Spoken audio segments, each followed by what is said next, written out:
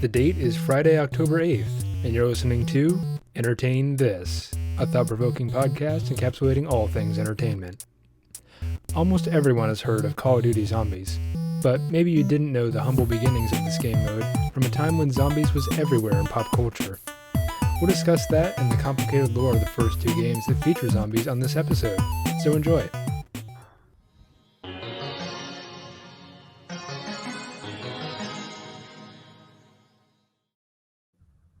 Welcome, ladies and gentlemen, to the only show on the internet encapsulating all things entertainment. Your mom knows it, your dad knows it, they both love it. It's Entertain This. Entertain This. As always, I'm one of your adventurous hosts. I'm Alex. I'm Michael.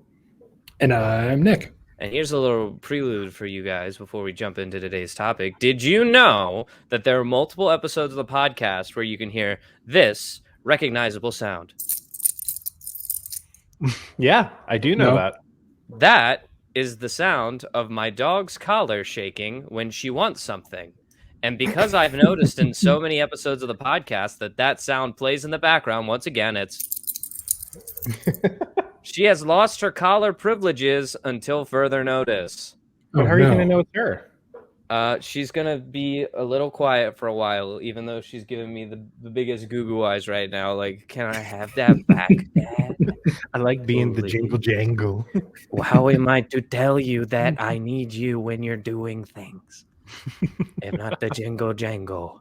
Last week, we had replaced my episode with an interview with Jeff Kinney. Mm-hmm. It was a lot of Pretty fun. awesome. Yeah. We had a pretty good time doing that. So we are now going to return to a familiar order, and Nick's not going to blow into his microphone. Sorry, there's a hair on my screen, and it really bugs me when there's stuff on my screen. So people like when we do some out of script stuff with this, some avant-garde podcasting. It really brings us down to a human level. It makes them feel like they're a part of something that's maybe not so polished, or even some might describe as amateur. No, if you would. No. But this that's week, category. I don't know. Amateur podcasters. Yeah, we fit in that category like a glove.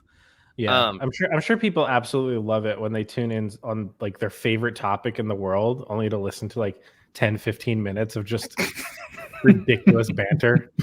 Yeah, it's fun. They need to get to know us so they know that we're not trustworthy with the topic that we're about to talk about. And that topic is going to be brought to us by the letter N. N is for Nick. Nick, it is your week because we're returning to our popular form.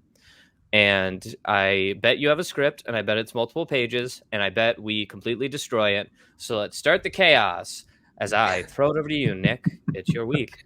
It's your time to shine. Okay, guys. I did have something planned, as I always do. I threw that out because I wanted to... So by the time this episode releases, it will be October. That's known as many of us have come to call it spooky season. Oh, I just came to a very sad realization that I don't get to make a spooky season episode because I already did my October episode. Oh, why don't you have this episode if you want it? There it is. Yeah, if you want, you can take my next episode. No, you can have your spooky episode. Those are the easy ones because you get what I don't know why, but we're attempting to encapsulate all things entertainment, right? So when I send out emails to potential guests, I call us a pseudo time capsule of entertainment, or an audio time capsule, to sort of file away or to, I can't think of the word. I had it, but now it's gone. But basically, we're trying to cover everything that we find entertaining, so that one day if people listen back, they're like, "Oh, this is what was entertaining back then," or "This is what it was like back when this first came out," or so on and so forth. But that being said, it's hard to come up with topics, even though we can cover anything.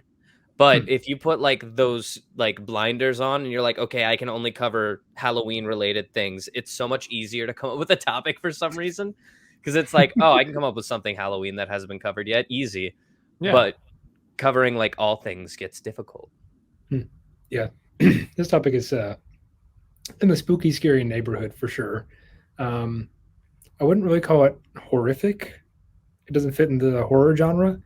It might to some people, but I wouldn't say it is. So Before we jump into this, since this is like our first like Halloween themed episode, can we talk about how we're from a part of the country that doesn't enunciate when they say the word horror? horror, yes. Horror. So It's two syllables, right? I when mean, we say it, it gets confusing, and I will note horror. that because if you're consciously thinking about it, you'll say horror. But if Yeah. you're not, then you'll say, "Oh yeah, I love horror movies." And then it's like, horror movies? What? Did you say? Excuse me? horror movies. Oh, It's a season for horror. So if you guys hear us say that and you're like, what did they just say? We're attempting to say horror, but we're from a different part of the world. So we don't have accents. Get out of here. It's false. it's like one of the only words that we mess up. Well, I'm sure there's others, but anyways, the tail end of October, of course, there's Halloween. It's the mythical holiday in which ghouls and goblins and everything in between come to your door and ask for candy. Hallows Eve. It's Hallows Eve, yeah. I'm, of course, never officially home, so don't come knocking on my door. However, there is one What's particular your address monster. right now? It is not telling you. I almost did it too.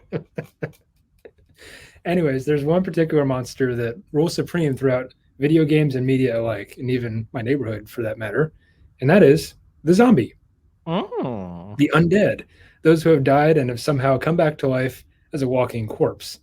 These lumbering creatures have made their appearances throughout multiple films and video games just because they're easy to understand, and it's easy to put a label on them that just says the bad guy. There's really no explanation needed. I mean, there's no complicated backstory that you need to tell about these monsters. It's just an ugly thing that you need to shoot or knife or do something and blow their head off, something like that, preferably. And piggybacking off of this, there are the concept of Nazi enemies in video games. It's kind of the same deal here. We all agree they're bad and most certainly deserving of a well-placed bullet. But what would happen if you combined the two of these enemies and made it into a thing? Well, then you get Nazi zombies in Call of Duty, and that's the topic of today's episode. Nice. That was almost algebra, so watch yourself. Because if we start going into math, we're going to cancel the podcast. So 1 + 2 is... No, I can't figure that out. But one times one is 2. 6. have you guys... Sorry. That's simple addition, isn't Sorry. it? Michael got me on that one. I was like, oh. Come with them zingers. You'd have to put an X or a Y or something in there to make it algebra. Yeah. Of course, I knew that because I'm very smart. But do you guys play the zombies mode? You guys ever played this game of zombies on Call of Duty? Oh, yes. Oh, yeah. Yes. Oh, yeah. Used to be the default way to play the old Call of Duty games. Yeah, forget multiplayer. That's where people went when they were good at the game. If you were just there to hang out and have fun with the boys, you were playing zombies, and you were playing it all night long. Yep. It's so damn true. Yeah, it started back in like World at War, right? Yep. Mm-hmm. Yep. And then what was the one after that? Black Ops? Black Ops, yep. That was the next game with zombies in it. But the next game in the Call of Duty franchise was Modern Warfare 2. Right. So I probably put over 800 hours into the original Nazi zombies. Yeah. Yeah, because it would basically be me, my other friend, and then my biology teacher. We'd all play it every day after school. Yeah. Your biology teacher. That's so weird because I used to play Call of Duty Zombies with my old English teacher. This was in high school though. So yeah, same for me. For you too. Yeah. Shout out Mr. Blankenship. I don't know if we could do that. We'll leave it out just in case. Yeah. If I remember. We'll see. We'll see. I knew one of my first experiences with zombies was actually like it wasn't even on a console. It was on an iPod Touch. And it was World at War. Oh yeah, I played World at War on an iPod Touch. And it was like 1-for-1 scaled. So like it was about as good as it was on any other console on the iPod Touch. And like your friends could join you on your iPod Touch. All you had to do is like send them an invite via like a messenger, and you could do like multiplayer lobbies and everything. That's it was crazy. basically the same thing. Yeah. Wow. Yeah, I didn't play with any of my teachers because I'm not that cool, I guess, but kind of feeling left out because I knew a teacher in my high school that did have a gamer tag, and I think we were friends, But That's he never. weird. It didn't feel weird back then, but that is No. weird that all three of us had a teacher who like also played like Just a- Xbox with us. I mean, I'm Just a sure. bro. Yeah. Oh yeah, like it's weird once it's like they played with us. Yeah. Yeah. It's just he was a cool guy. I thought he was cool, but looking back on it now, it's like, he didn't like ever send me an invite to a party or anything like that. It's just like, oh look, Mr. So and So's on. Should send him an invite. He never respond, but I don't hold grudges here. It's okay. I remember being in a party with the teacher like every once in a while and just being like, "Is that Mr. So and So?" He'd be like, "Call me so and so," and I'd be like, "Oh, all right." Like you That's weren't my allowed bad. to call them like Mr. Blank, like Because it was as weird. Yeah. It's like at this point, it's like, yeah, we're hanging out as like work buddies. Right. And that's such a weird relationship to harbor with your Just call me teacher. Steve. What are you doing? Anyways, I think we all have fond memories of playing this in high school with our friends, maybe our teachers, but we had some crazy jokes in my friends group and some ongoing bits, most of which I can't repeat on the air for a variety of reasons. But regardless, these games always put a smile on my face whenever I think of the good times we had shooting zombies and laughing with each other. And those are the days I thought would never end, but here we are years later, and I wish I had played with them even more and remembered some of our sessions. But hey, you don't know what you got till it's gone after all. Paved Paradise, put up a parking lot. We still play Warzone together. You and I do, Nick. We have a wild time on Warzone. Remember that time I drove us straight into the train? Yeah, that was fun. We both died. It was on my highlight reel. It should. It had trains involved. Of course it is. You live by the train, you die by the train. That's what I always That's say. what you said as soon as it happened. And I was like, Jesus Christ. It's true. So true. I just wanted to see the train. Alex drove really close to it, and then I said, hold on. He said, what? And we hit the front of the train. I just wanted to look at it. Geez, that's all I want to do. I tried playing with you all, but like every time I played, I was just reminded at like how good I used to be at Call of Duty and just how disappointing it is now. You were still weirdly the best out of all of us, though, when we were playing. Somehow, yeah. Well, so I used to play like semi-professionally in high school. That makes me want to throw up. Yeah. That's pretty cool, though. Michael was a G-boy. Yeah. Michael's like, I only got 8 headshots that game. I'm never playing again. Yeah, it was just like, it's one of those things where it's like it's a struggle I'm going through because I'm relearning how to play tennis right now, where I used to play like very, very competitively in like middle school and high school. And I haven't played in like 9 years, and getting back into it, it's this feeling of like, I know that like I can do this, but my body is just not capable right now. And it's this feeling of like this disconnect between what I'm telling it to do and what it's actually outputting. And it's just like makes me just want to throw my head against a brick wall. Yeah, you'll get there. It's all in due time and practice. I think playing Call of Duty and being good at it requires a certain level of like teenage twitchiness that I just don't have anymore. It's like teenage twitchiness and extra time. Both of those, yeah, combined, and like a 2-liter Mountain Dew that you just finished off, and then you have now it's gamer fuel. Which is just pre-workout. Pretty much, yeah. I found it strangely effective to, instead of like being twitchy and trying to win, I now just like use my D&D role-playing skills and role play that I am a soldier. So I'll like hide behind walls. I'll be like, go, go, go. And then we like turn around the wall and I'm like, good. And for some reason, that's super like effective when you're playing Warzone. I don't know if that crosses over to zombies, but I do know that if you just pretend that you're a soldier, for some reason, that'll carry you through most of the battle. It's tactics, man. Yeah. But another reason why I like to play zombies, both in the past and in the present, is that you can never really win. You just do a little better every time you play. So in other words, there's near infinite replayability. And of course, I'd be remiss if I didn't mention all the Easter eggs that have become increasingly complex since the start. And believe me, I just read through all of them, and it gets incredibly ridiculous. But these kind of slowly reveal the lore that has been written into the zombies mode. And there is a ton of it. So much so that I can't possibly fit it all into one episode. So I'll limit myself to just talking about the first couple games that featured zombies that I played as just a young high school lad. That is Call of Duty World at War. I have some props here for the video guys. For the visual audience. Ooh. That's a classic. You can get that graded and probably sell it for a hefty profit. I don't know if it still has the disc in it. Oh yeah, we're good. See everyone? But anyways. Pop that in your PS5 and play it. I can't. It's an Xbox 360 game.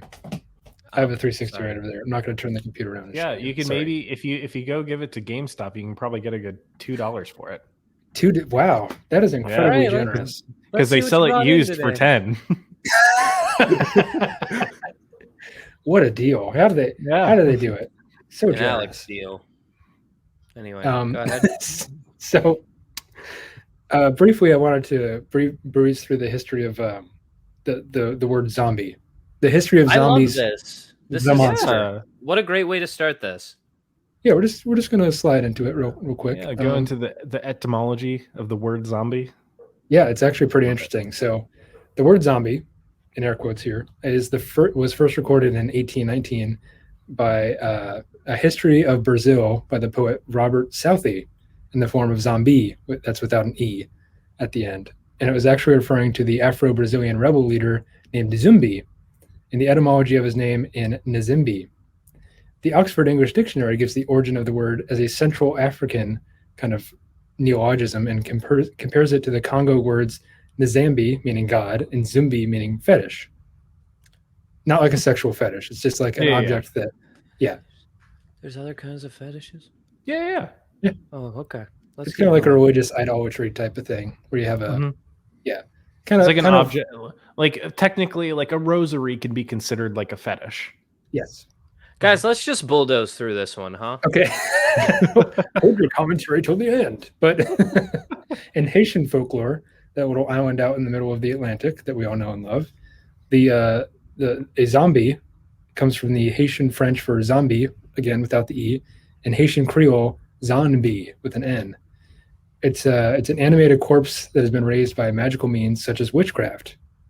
And this concept has also been popularly associated with the religion of voodoo, but it plays no part in the faith's formal practices. Right. So fast forward now to the year 1968. George A. Romero's Night of the Living Dead is the one film that everyone points to as the popularizer of the zombie franchise, if you want to call it that. And it becomes one of the first films to show others how to make a good horror flick. And keep this guy in mind, because he's a mystery mousecatool that'll help us out a little later. And after this... Mystery mousecatool. I was waiting for it. But after this, he makes some sequels. Other directors follow him in making these horror-type zombie movies. By the 1980s, audiences were kind of bored with this. And you also see during the 1980s this rise of the Christian right and their moral panic, and they don't want their kids seeing these films or anything remotely demonic-related. Ozzy Osbourne goes to court, the heavy metal... What about Thriller by Michael Jackson? That got a little flack too, actually, believe it or not. Huh. Mm-hmm. Yeah, because of the demonic thing. But then, the heavy metal music, it's a great cause for alarm with these well-to-do people. So, zombie movies kind of dip in popularity over that time. And now we fast forward to the early 2000s, and video games are kind of leading this charge back into zombie land. Resident Evil series is very popular around this time. And then you have films like Shaun of the Dead and 28 Days Later. And then there's even Resident Evil films that come along. And then Zombieland, the actual movie, not what I just mentioned before.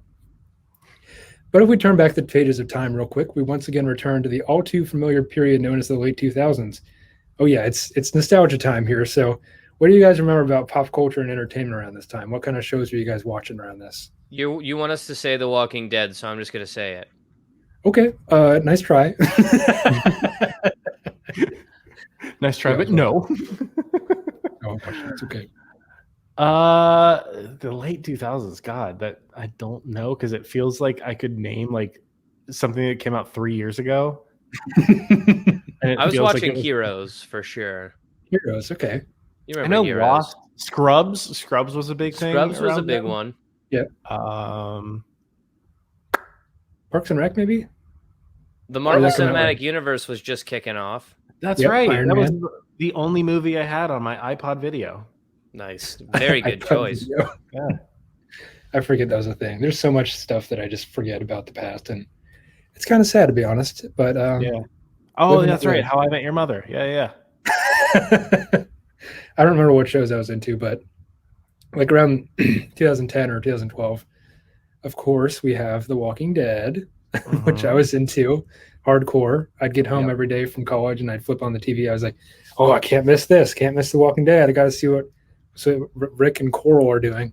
Yeah, Rick, Coral, and Shane. Shane.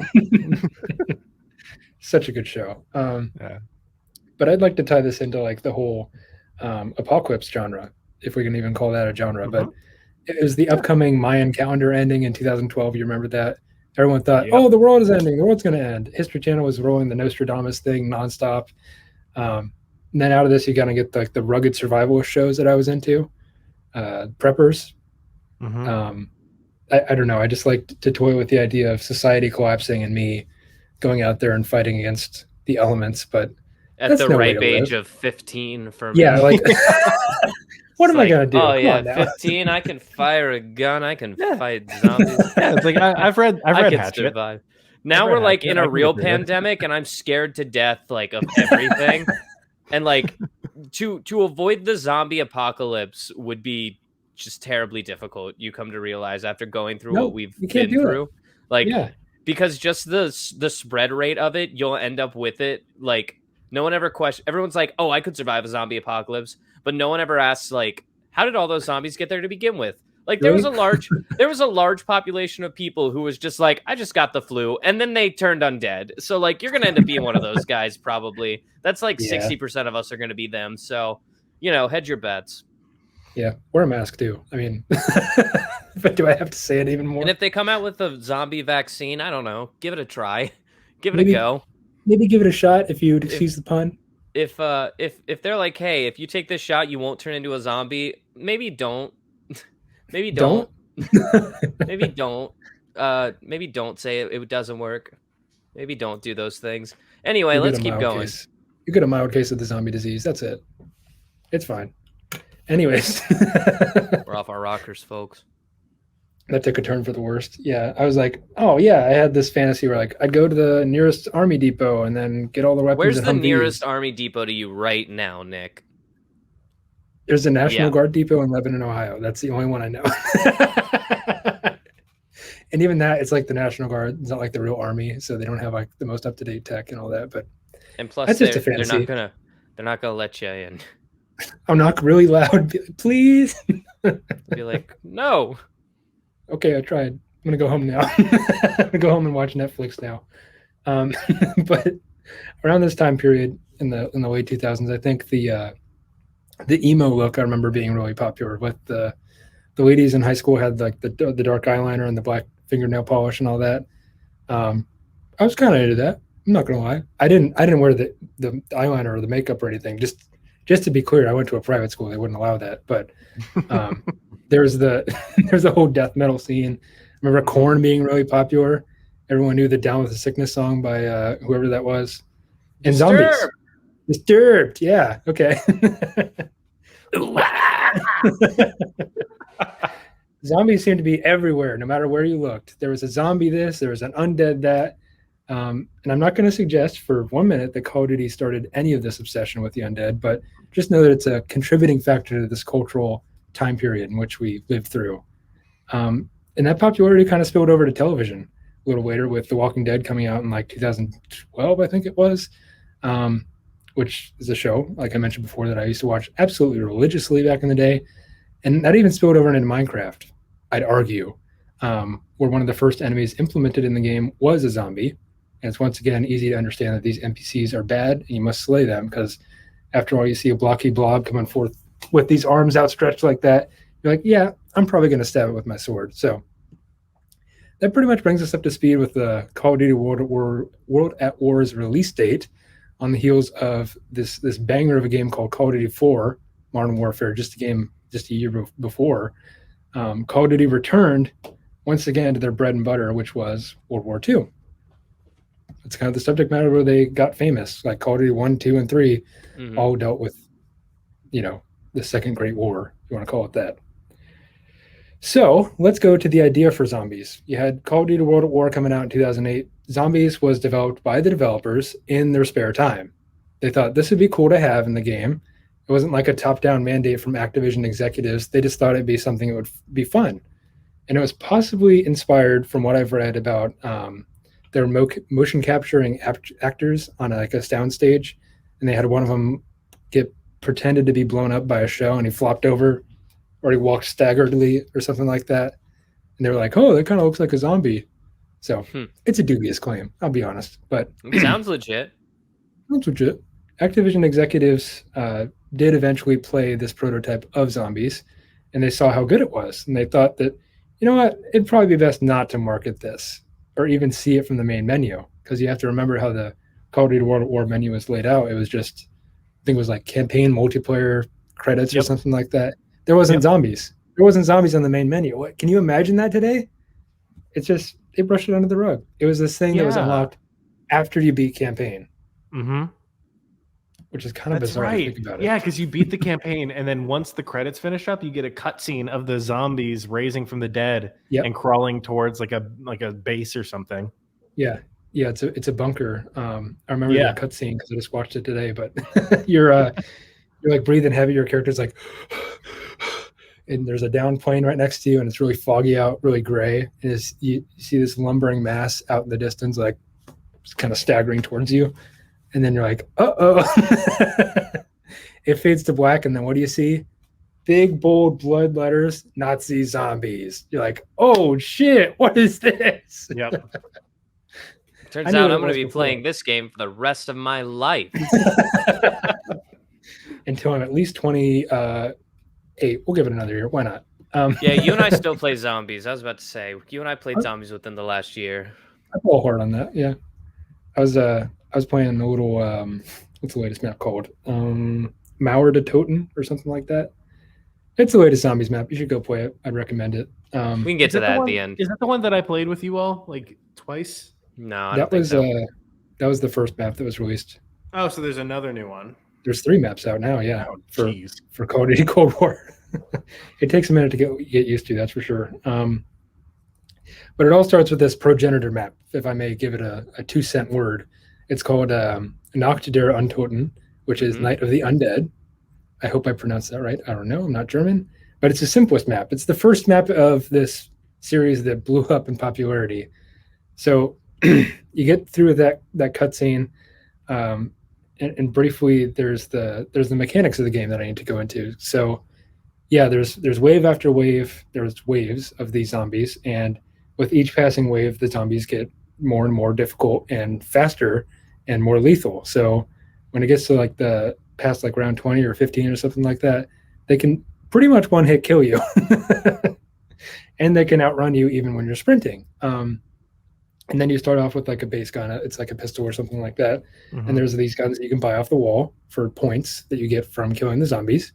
Yep. And then there's also a mystery box, which you can get a random gun from.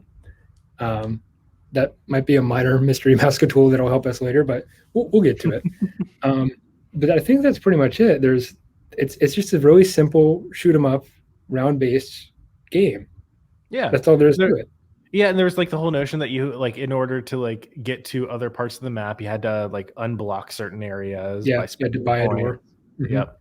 There was an economy to it. Yeah. Yeah, it really was, and it was all about like I remember it was the first time in my life where I ever like was worried about like how do I distribute points, like what gets me the most points, like getting like really I don't know. 5 shots and a knife got you the most points at level 1. It's true, it did. I remember that. 1, 2, 3, 4, 5 knife. 1, 2, 3, 4, 5 knife. I don't know how many times I said that into a microphone. I didn't do that. I didn't do it. I didn't have the patience for it. I was just like, can I just kill this thing and get on with my life? But that changed later on, as we'll find out. But it's a really simple game. It's a really simple gameplay loop, as a developer might call it. So we move forward a little more in time, and we get to this these other maps that are released as part of a DLC. Yeah. So clearly, Nazi Zombies is popular enough to warrant another map being created. I don't know how they can check that or anything like that. I don't think there was SEO back in that day, but anyways, that's a discussion for another time. You have the second map called Verrückt, which means insane. Yes, I remember that map. I don't know why. This is one of the maps that like I definitely remember playing. It's basically set in an insane asylum. I remember this one now. So yeah, it kind of leans on this thing that Nazi Germany did a lot of experiments on live The human sleep test subjects. studies and stuff. It wasn't sleep study. No, like they would keep people awake to see how long they could keep them awake until they like died. Yeah. Yep. Yeah, that's probably The one of German things they sleep did. studies. Yeah, got pretty crazy. But anyways, this is one of the first maps with a power switch. Remember having to turn on the electricity to the rooms. Before And that, it's kind of that's like a staple. It's a staple. It turns into one of those staples. It's not all the maps have a power switch, but a We large have to majority. turn on the power. Nice Nikolai impression. Thank you. Yeah, right off the bat, they're like, your characters say, "Hey, we got to turn on the power," or however they say it. But Treyarch, the developer of this game, says, "Hey, boys, let's see if they like zombies even more." So they threw this DLC map into the mix, and now we have to pay to play more zombies, and it's well worth the big bucks for Activision, I'd say. Mhm. There are a couple other multiplayer maps in the mix, but we don't care about those. Now, around this time, people start wondering, like, why are we killing these zombies? I know they're bad guys. I know they're Nazis. I know they're zombies. Why are we killing them again? How did they get this way? So then you start to see like the beginnings of a story being created after this map is released.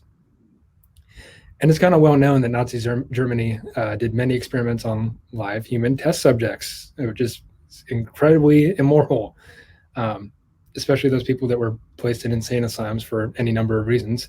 And this map, Verrucht, kind of shows that all of those bloody details that maybe we didn't want to see.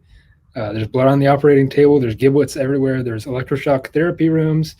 The list goes on, and it's pretty gruesome and pretty scary, for lack of a better word. This is one of the first maps that I played that I was actually kind of like, ooh. Yeah. Ew. Well, and I think a lot of it is also due to the fact that, like, that entire map is like just tight knit hallways. Yep. So like you felt like the zombies were constantly on top of you. Oh yeah. Yeah. It was a sweaty palm moment throughout. Your controller ended up covered in sweat after these games. Yeah. For one reason or another, it's just you're just tense all the time. And good map. It always ended with like 3 of your friends down. You're the only one running, and you would say something along the lines of like, "Guys, I can't get you up. I can't get you up. I don't know what to do. I'm sorry. I'm sorry." Profusely apologizing, like, "I can't revive you. I'm sorry." And they just keep going. You just have to survive this round. I have enough points. I can hit the box when I get back. I can hit the box. And this one was the first one that introduced like actual characters. Mm-hmm. Yeah, because it was because no, in the first map it was all just like regular Marines. Yeah. In this one, I believe this one had actual like Tank Dempsey, Nikolai. Okay, so Tank Dempsey was only in this map, and then you had 3 other like American Marines. Oh, it's not until this map, Shino Numa. Oh. You know what I'm thinking of? I'm thinking of the remake in Black Ops. Yep. Oh. Black Ops 3, I think, was the remake, or Black Ops 1. I'm sorry. Pause for water. So you have Shino Numa. That's the next map. That's the third map of zombies ever released. And that's the like outback woods one. It's correct? A swamp. It's a woods kind of swampy area. Literally in Japanese, it means swamp of death. Yep. So it's pretty cool, I guess. But we kind of have this thing where they once again tie it back to the real life lore of World War II. Once again, with there's this Japanese unit that's stationed out of China. It's called Unit 731. And we don't have to get into it too bad, but once again, they're experimenting on humans. And there's these Japanese on humans in World War II. There was a lot of that. Yeah, Captain America came out of it. Yeah, well, I guess that did happen. Now, this one is the one that introduced the characters for the first time, right? Yes. Okay. So you have all those characters, our beloved Nikolai, Tank Dempsey, Richtofen, and Dr. Richtofen. Takei, I think. Yeah, Takeo Masaki. Takeo, yep. Yep. So there's our 4 dudes. Those are going to be the characters that follow us throughout this timeline.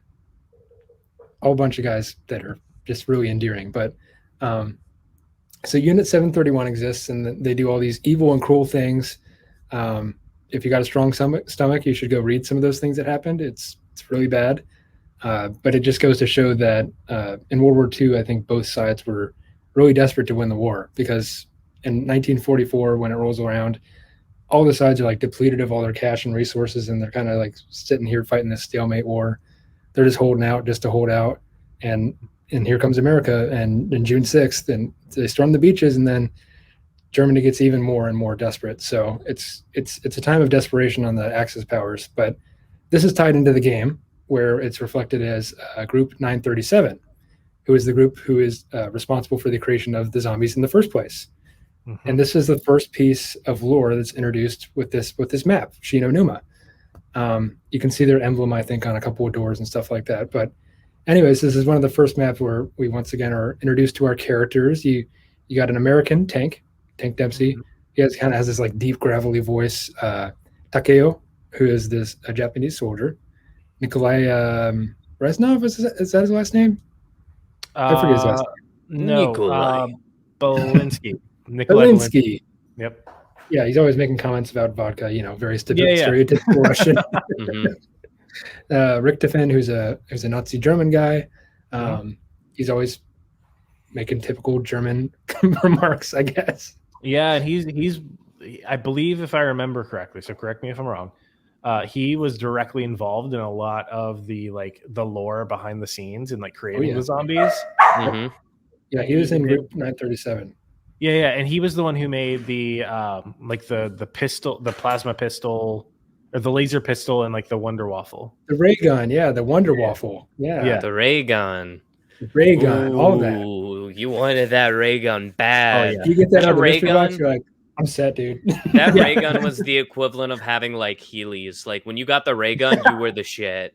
Because you called it out as soon as you got it. You were playing with your friends, or you were playing with just some random guys from your school, and you get the ray gun. You'd be like, "Guys, I got the ray gun. Keep me up!" And suddenly you're everybody's friend. You're everybody's friend when you got the ray gun. Oh yeah, I remember screaming into that little Xbox Live mic. Oh, I got a ray gun! Or you wouldn't even. Oh, I got it! Yeah. I'm gonna pack a punch the ray gun. I'm gonna double pack a punch the ray gun. Oh my god, the Ronald Reagan. That's what we used to call it. You get it? Yeah, that sounds like you and your friends. Yeah. I haven't really changed all that much, and that's kind of scary. But no, it's great. One of the things about our most beloved characters in the game, they're making an appearance, and they actually have backstories. Each one of them has a backstory that they kind of just briefly talk about as they're fighting these zombies. But it doesn't really hit its backstory stride until the next map, of course. You have the Wonder Wolf, which is German for wonder weapon. Mm-hmm. I think one of the characters in the map called it a Wonder Waffle. Yep. Mm-hmm. It's kind of funny. But basically it's like a Tesla cannon. It shoots this beam of electricity, and it can arc from zombie to zombie, and it can take out a whole swath of them, which is really great. Especially in those later maps. But the thing was, you had to make sure they were far enough away, or else you got electrocuted too. Yep. Mm-hmm. It would arc to you and zap you. This is the first I've heard of this, so I'm sure I died to that many a times. I didn't know it could arch back to you. Yeah, you'd hear your friend going, "Oh man, that's bullshit," or something like that. They get down by it. It's always bullshit when you get down, It's never your fault. It's always your fault, let's be honest. But there's also a cool looking meteorite just outside the map, and that is our first introduction to element 115, which is how these normal people, normal test subjects, whatever you want to call them, are turned into zombies. So that becomes a very important part of the story. A quick side note, in real life, element 115 is known as moscovium, and it's what's called a super heavy element. It doesn't appear naturally in Earth or among the stars. Instead, it's synthesized in a lab by smashing atoms together, and thus only produced very small amounts, on the order of 100 atoms or so. Mm-hmm. Once it's been synthesized, it's only around for 0.65 seconds. Half-life. So it basically doesn't exist. It pretty much doesn't exist except in very, very small quantities for a very, very short amount of time. So what good is it? It's not. People just like to do science with super heavy elements. It's like an entire branch. They're just like, hey, this is it. This happens sometimes. There's a whole different thing where they prove it. They go through all these proofs well, if you look at the decay of this, clearly it was in here. It's, high-minded chemistry folks that I'm too dumb to converse with. So anyways, I just had to throw that out there that, yes, it is a real thing. Element 115 has been discovered, and no, you cannot use it to do anything useful. So let's fast forward in time. We have the 4th pack of DLC maps comes out for Call of Duty World at War. We're kind of hitting a stride with zombies. Der Rice comes out, which is also, yes. We translate this into English, it's the Giant. Yeah. This is the one that I put almost all of my time into. Oh yeah, this was the one with like the main Easter egg, right? Like the big Easter egg. It was one of the first maps with like the big overarching story being revealed, I guess, or something like that. If I remember correctly, you had to summon a giant zombie or something like that. I don't recall that. Much. Yeah, I don't remember that. That might be later. This is the one that it had like the big teleporters. Yep. Oh, yeah. You had to hook them up to the mainframe. Like that was the first thing you did. Yeah, turn on the power. I think. Mm-hmm. Yeah, you turn on the power and then you hook up all the teleporters. And you had to go to each individual one. Yeah. Yep. And hit the boop the thing. Yeah. You could teleport it back. That's how you activated the Pack-a-Punch. Yes. You first had to turn on the power, then you linked all the teleporters together. There's 3 of them, I think. All in separate parts of the map, and you linked them up to the main thing, and then the door opened up, and there was a Pack-a-Punch machine. This was the map too that introduced the monkey bombs, I think. Monkey bombs, yep, that makes the first appearance here. Yeah.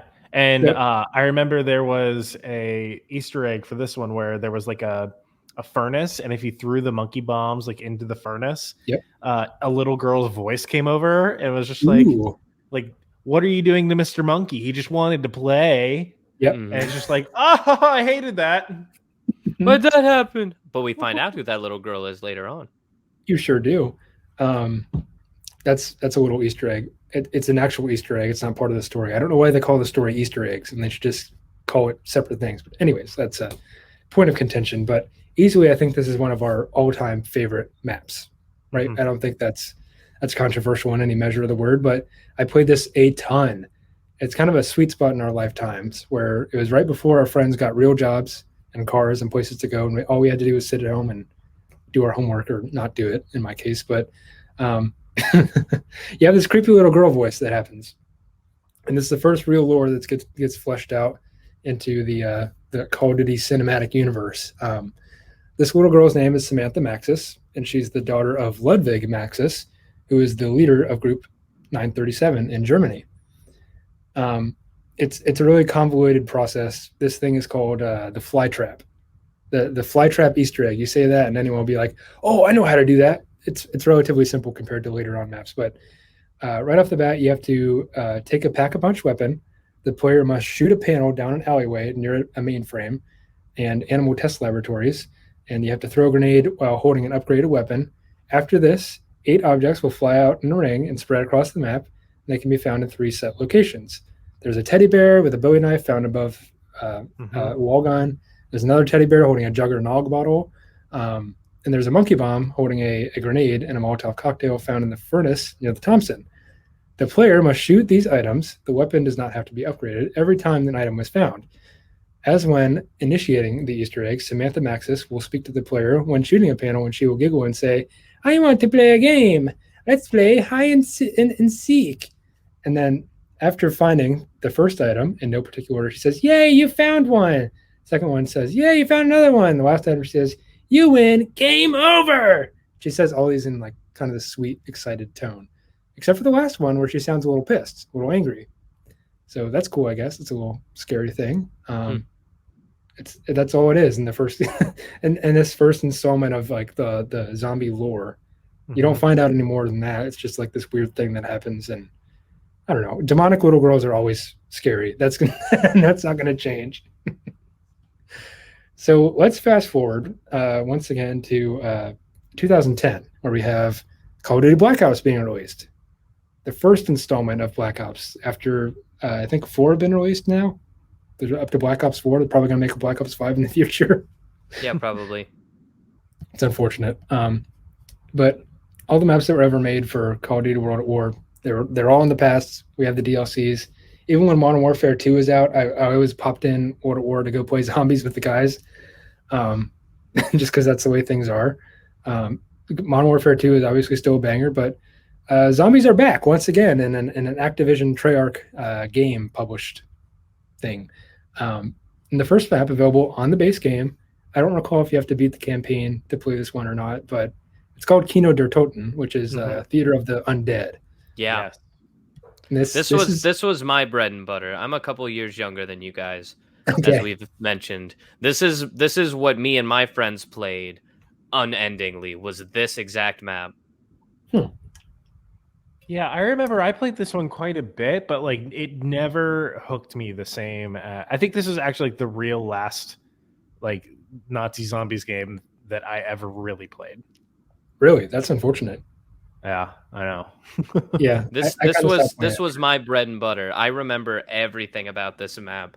I remember people thinking that if you knife the zombie flag in the starting area, it gave you quick knife. I remember they would tell you throw your grenades at the chandeliers in the starting area because then you get more chandeliers in later levels. And like, hey, we're gonna try to do the Easter egg where I jump down the steps and I go down. I need you to help me up once zombies start spawning. Or like, I'm gonna dive in this corner and go down, and that's part of an Easter egg.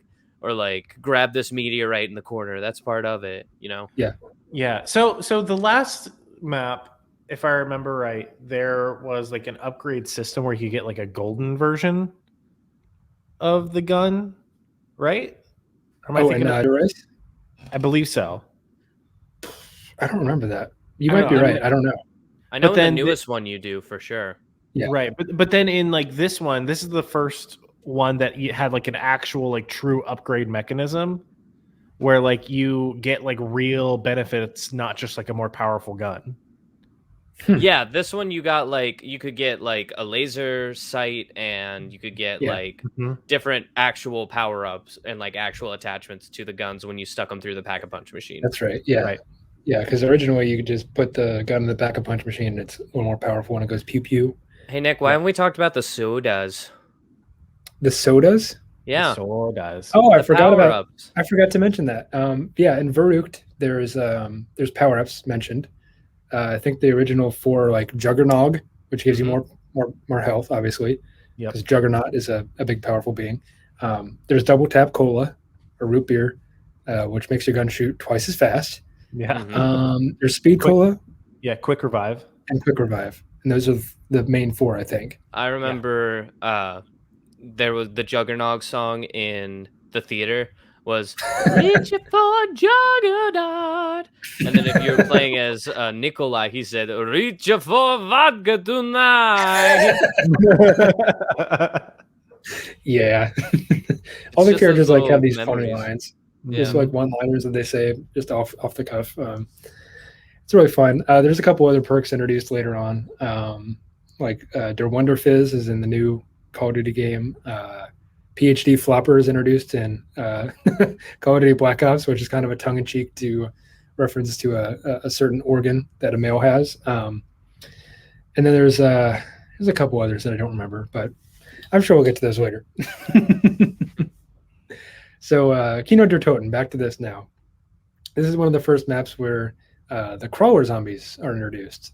Not only do you have the Hellhounds, which were in Doris, which are these like fiery dog beings that chase you down. There's like an entire round dedicated to them. It's kind of like a break from the zombies, which I certainly do welcome. And then there's the lore that follows Kino der Toten, which is our brave characters have been teleported here after overloading the teleporter from Doris, causing them to time travel to 1963. So there's our first time jump, and there's several more throughout the series that I probably won't get to tonight, but it gets very confusing very fast because there's characters going forward and backward in time, and then they replace each other, and it's an ordeal for sure. Read it if you have spare time and you have the spare brain power. The second map included in the base game is 5, which is set in the Pentagon, and a Pentagon has how many sides, boys and girls? 6. No. 5. Okay, yeah, okay. There we go, 5. But 5 is one of the personal favorite maps of mine because it's a slight diversion from the original storyline, as the characters are political figures in the 1960s, which, as you know, I was 20. At Yes. that time. Oh, I do remember this one. Yes. Okay. We haven't lost Michael yet. That's good. Yeah. The 4 characters are you got to play as John F. Kennedy in this. JFK. Yeah. And Ronald Reagan was one of them. Nope. I thought he was. No, not Nope. Ronald Reagan. Reagan. Not Ronald Reagan. Ronald Reagan. Stalin definitely was. Nope. What? You're 0 for 4.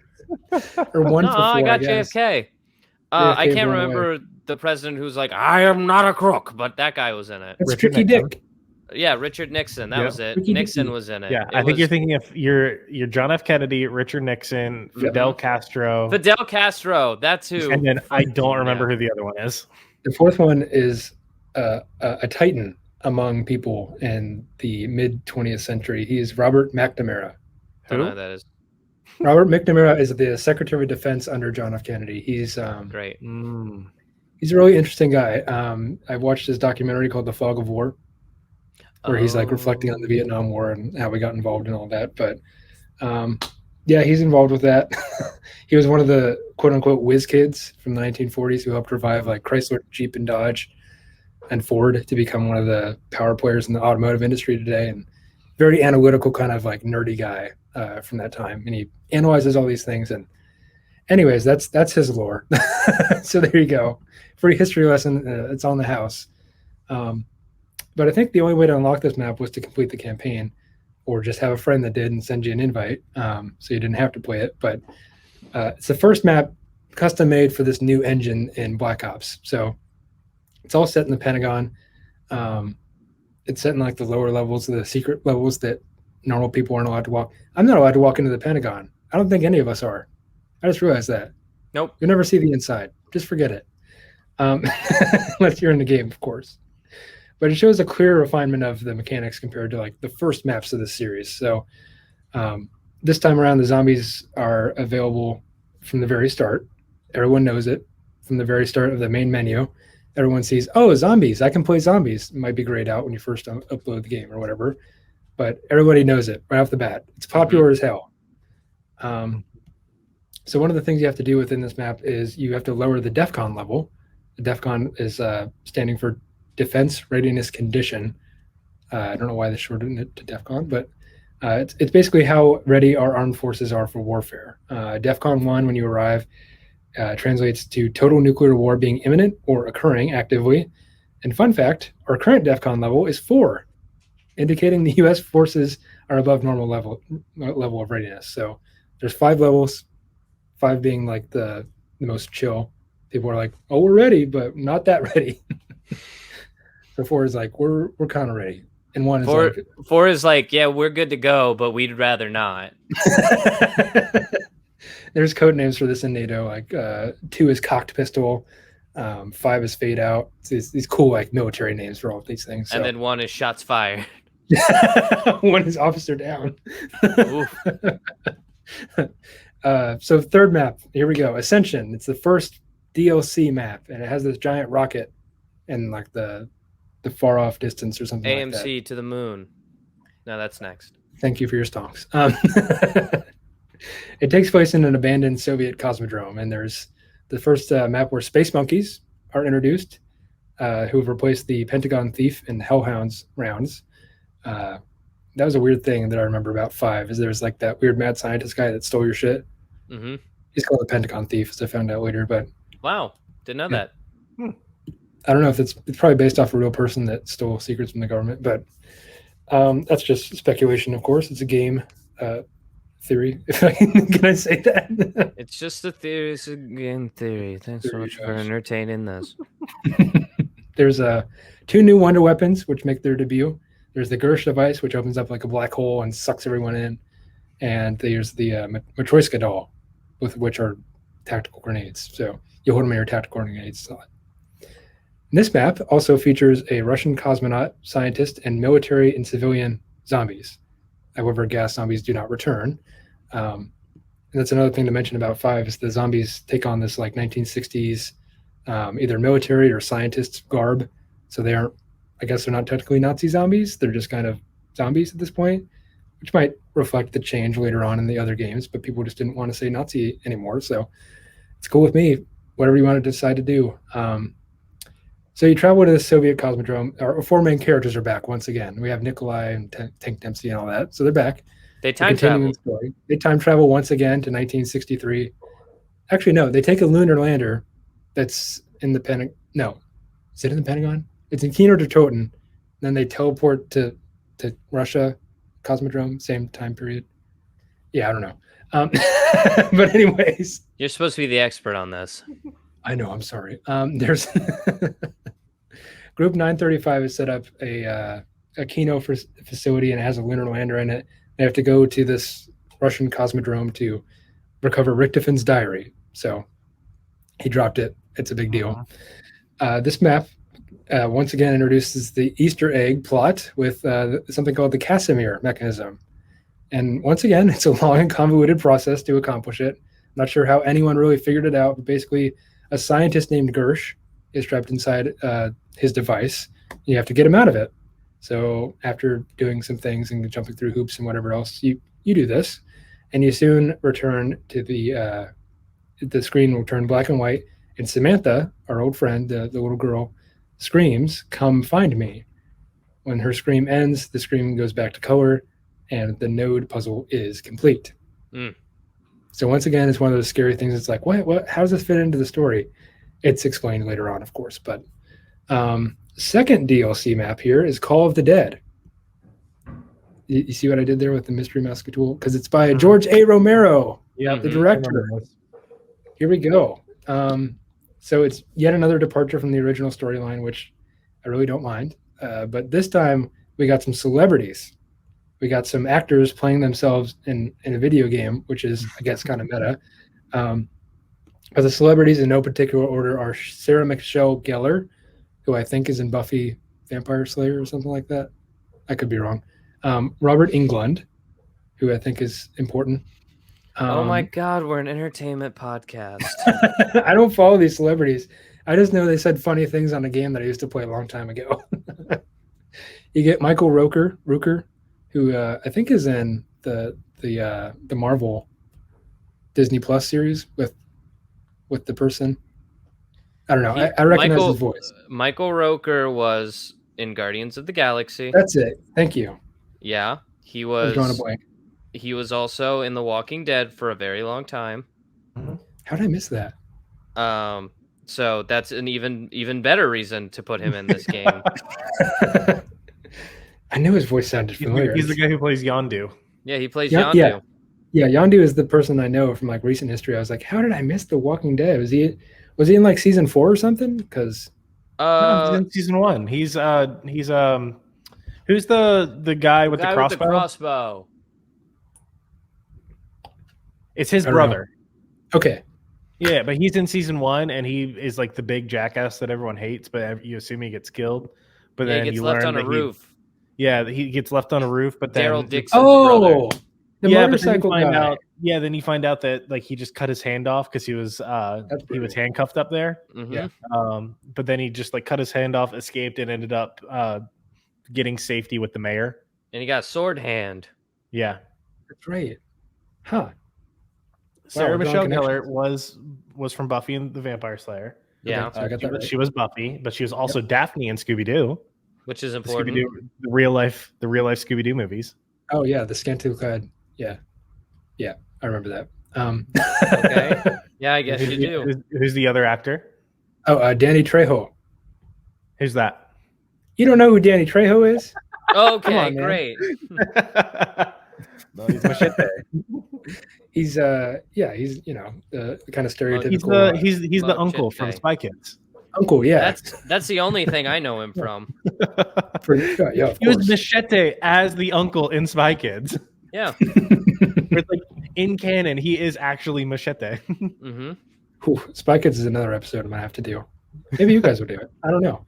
But anyways, George A. Romero also makes an appearance as a special boss zombie that spawns before the first round, and he's like this. He's an uber zombie, and it takes forever to kill him, and he gets angry, and then they have to put him in the water and cool him off. So yeah, and he hits you with his lights. He does. He took the superhero serum and then Mhm. turned him into a big old gross zombie monster. Yep. I think the beginning cutscene is like the zombies attack, and they think it's just part of the movie that he's making. Yeah, because but they're then filming like a zombie movie. it's pretty cool. Pretty nuts. The zombies carry him off into the distance, and then you see him in the game, the actual game, as a lumbering behemoth. But anyways, the original characters are actually in this, but they're not playable.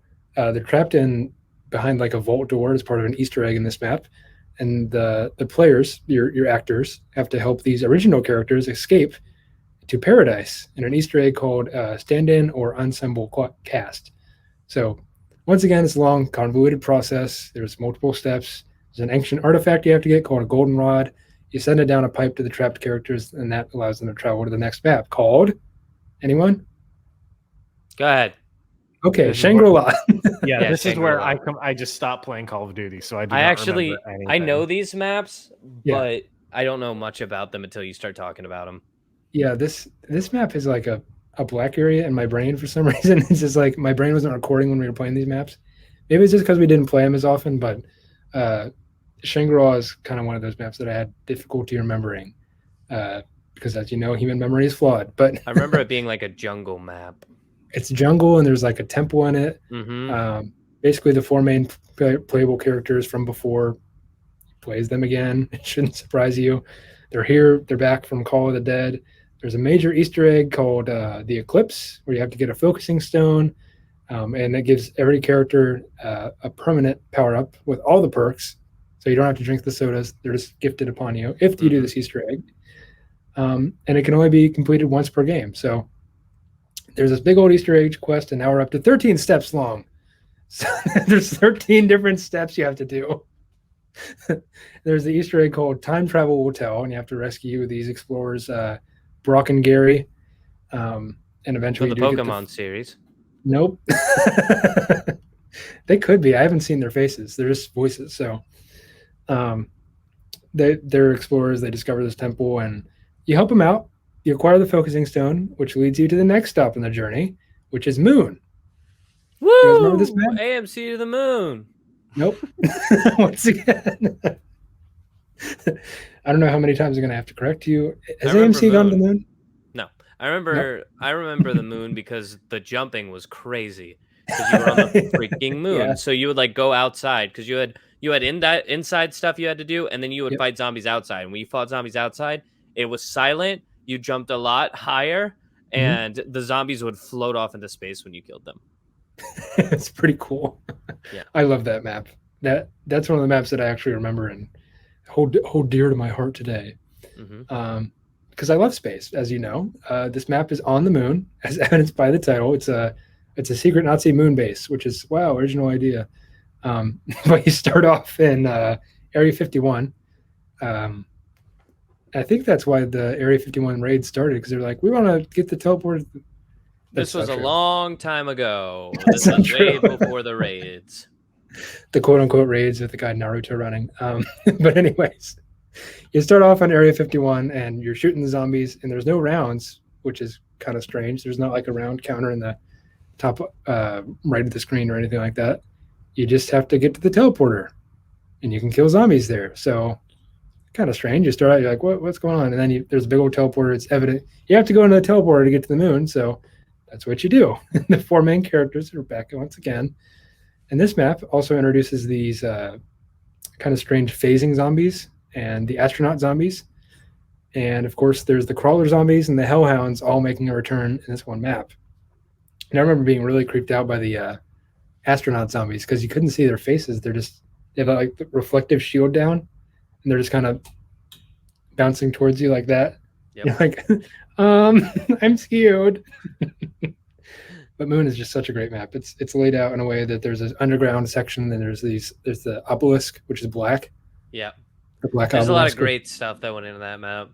Yeah, and the Easter egg, that's, you help out Richtofen, and the Easter egg is called Richtofan's Grand Scheme because there's like a magical thing inside the pyramid, which is where Samantha is, and then Samantha and Richtofen switch bodies at one point. Yep. It gets pretty crazy, but then Richtofen, of course, gains control of the zombies because it's evidence before then that Samantha is controlling zombies, Mm-hmm. which is kind of scary that a 5-year-old or a little kid is controlling all these. But anyways, I think the obelisk is a reference to 2001: A Space Odyssey, where they see that thing on the moon and like has all these powers. It's another good film you should go check out. Maybe, I don't know, but that's going to kind of bring us to the end of it. At the end of this conversation, I forgot to show off my merch here. Call of Duty Black Ops. What a game! There's no mention of zombies on it either, which is kind of strange. Nick, you're so weird. You're so weird. I love when you do episodes because I get to just sit here and listen to you. Me ramble on endlessly. It's fun. If I remember correctly, and I don't know how you like take all of the exciting stuff and forget to say it. Don't they like blow up the planet at the end of Moon? Yeah, why are we just casually not going to talk about the fact that they destroy Earth after like the end of the Easter egg is you destroy Earth. They blow up the moon. That's how this whole thing ends. This whole conversation that we were having, it was all leading up to these characters who we've grown to know and love being stranded forever on the moon because they blew up Earth. It'll be all right. It's fine. Anyways, yeah, that's how the that's how the Easter egg ends. Is they're of course it's a Nazi moon base, and it's sometime in the future, which is again a confusing time traveling thing. It's 2025 or whatever. That's kind of scary that we're only 4 years away from that happening. But I really doubt that out of all the people who have tried to predict the future, it was Treyarch who got it right. First, I'd guess it's The Simpsons, and then maybe Nostradamus. Then maybe Treyarch is at the bottom of the list in the top 25. But anyways, yeah, the Earth gets blown up. You can time travel. You know, you can get in the teleporter and travel back to Area 51, and it's just like completely red and barren and all this. But yeah, I don't know how I forgot about that, but I did. So you launch missiles at the Earth and it blows up. Yep. And you get to see it up in the sky and the moon, just like getting torn to shreds from the inside out. Which are some pretty powerful rockets, if we're gonna do like the physics math equation on that. But once again, it's fantasy, so maybe. Yeah, I don't think those rockets are real. No, they're not. And the Nazi moon base on the far side of the moon, it's also not real. We landed on the moon. Any other conspiracies I need to go over? Well, I got you. No. Debunk. Nope, you're freaking me out. I'm spiraling. Let's go to the conclusion. But that's where I'm going to stop because I kind of fell away from the Call of Duty series of games until recently with Advanced Warfare. Cold War? Cold War. Yeah, there we go. I was looking at my game shelf behind me. But anyways, I never played these games throughout college because I was a college student and that's what I was doing. I was studying really hard. Or I was just playing games on my computer at that point. But anyways, I thought it was too cool to play these console games at this point. Anyways, that's kind of a long-winded deep dive into the lore. And if it's left you with anything by the end of this, I hope it fills you with a sense of maybe nostalgia or appreciation for all the work that the developers and programmers put into these series of games. And a lot of the time, people like to complain about Call of Duty and how it's unoriginal. It's the same thing year after year. But does that really matter if you enjoy yourself when you're playing it? Probably not. I think the answer is no. So get out there, enjoy these games. Some spooky Halloween fun, playing one of the most popular FPSs on the market today, and entertain this zombies. Yeah. That's it. I've concluded. That's the episode. Go play these games. I'll put them up on the screen once more. Okay, but if you're listening, he's holding up 2 games that you will never be able to find, nor the systems that you play them on. You'll never be able to find. It's Xbox 360 2 generations ago. Unless you go to yard sales, maybe you get lucky and you buy it used at a GameStop. It's going to be hard to track down. Check out flea markets, maybe. Give those games a go. Or you could just buy the new Call of Duty Cold War and play that version of zombies if you wanted to. That would also work. Please come over to my house and play with me. I'm lonely. So let's powwow, boys. Let's powwow for a minute. Things got confusing there for a little bit. A little bit with Entertain This. Not with Nick's episode. Well, with Nick's episode, but it's always confusing. I was even confused saying the words. I mean, shit. Yeah, we could tell. But if we're being honest, we got a little bit confused with our scheduling. So it was weird for a little bit. I took an episode Then Jeff Kenny came on and did the first episode of the month, which is weird because we always have our guests at the end of the month. Stole the show, man. Yeah, he stole the show. But Jeff Kenny went ahead and he did his quick this last week to go along with his episode. And it was the lightning round of interview questions from a second grade class. So to get us back on track, I will be doing the quick this week, and then we will pick back up to our normal scheduling next week, as it will be Michael's episode and Nick will do the quick this. So everything will be back to normal, we promise. Thank you for sticking with us through it. We want to bring you great guests, and we basically, when we find people who want to come on the show, we're like, hey, we'll make it work for you, whatever you want to do. We'll bend over backwards for them. Yeah, so that's what we did, and in the future we may do it again, but we'll be back to regular scheduling after next week. So with all that being said, I am going to do the quick this week, so someone can give me a timer. Oh. I'm waiting till late. Got it. He always beats Ready. me. How is he that fast? Set. 3, 2, 1, go.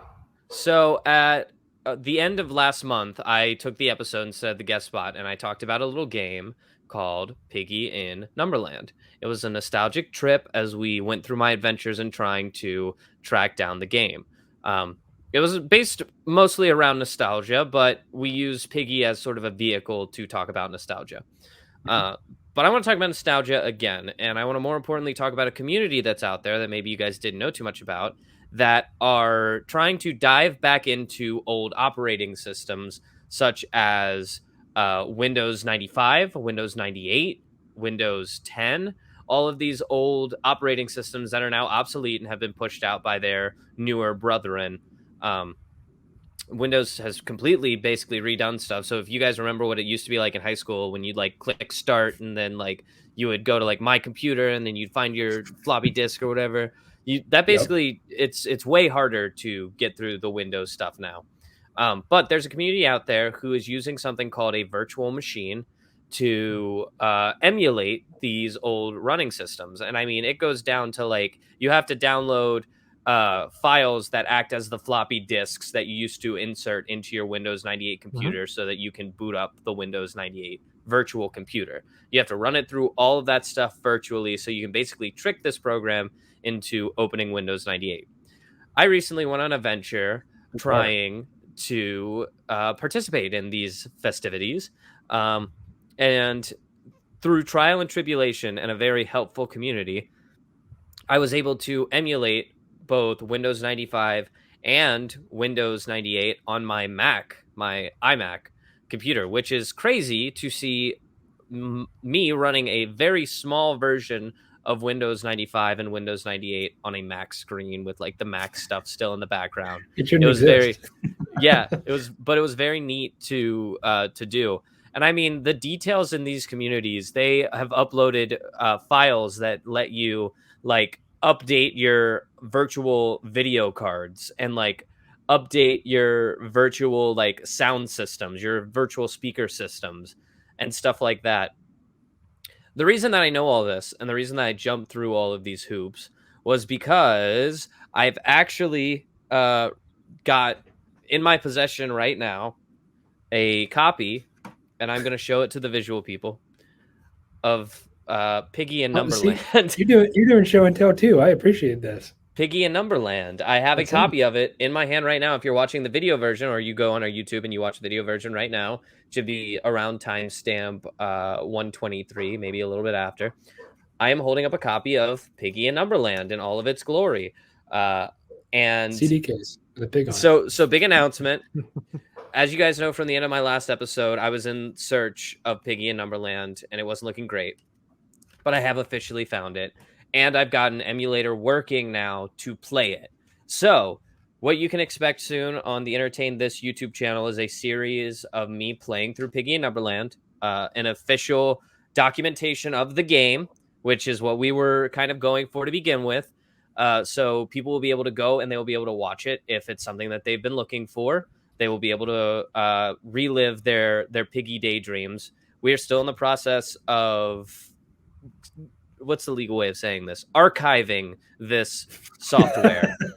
And And I did find out that there is a term in the legal system known as abandonware, which is fairly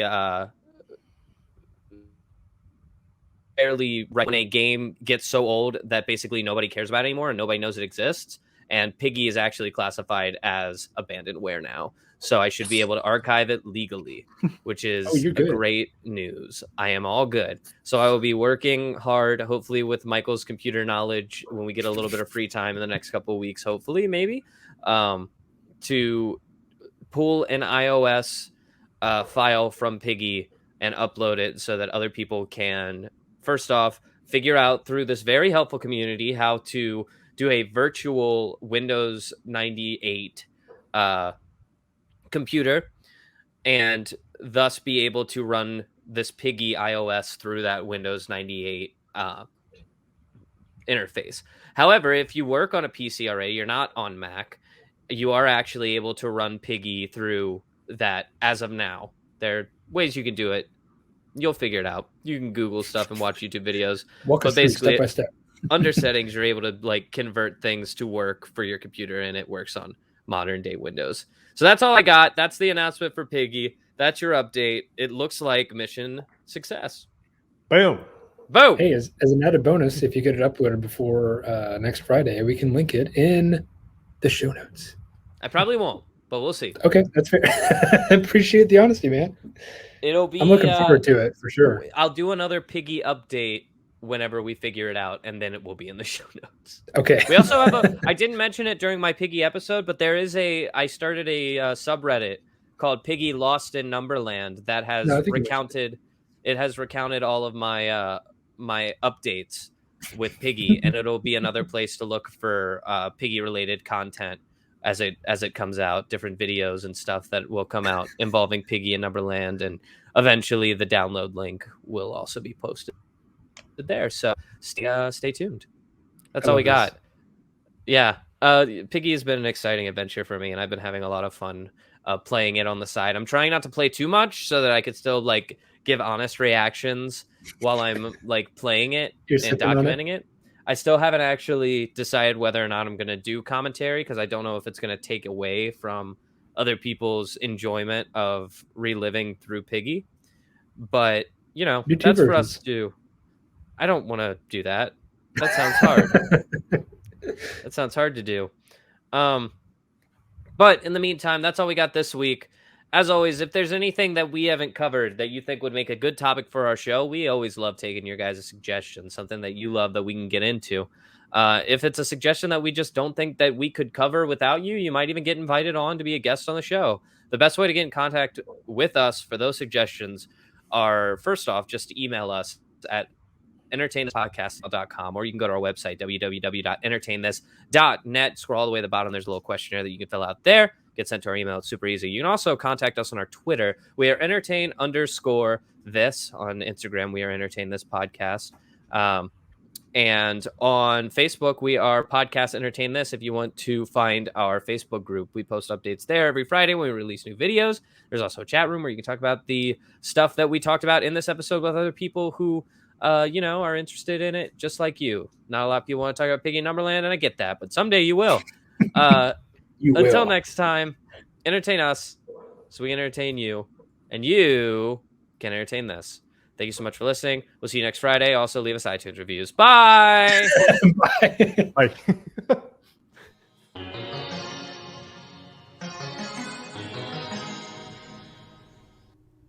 This episode of Entertain This was written by me, Nick Mustakangas. Additional commentary is provided by Michael Savoya and Alex Teal.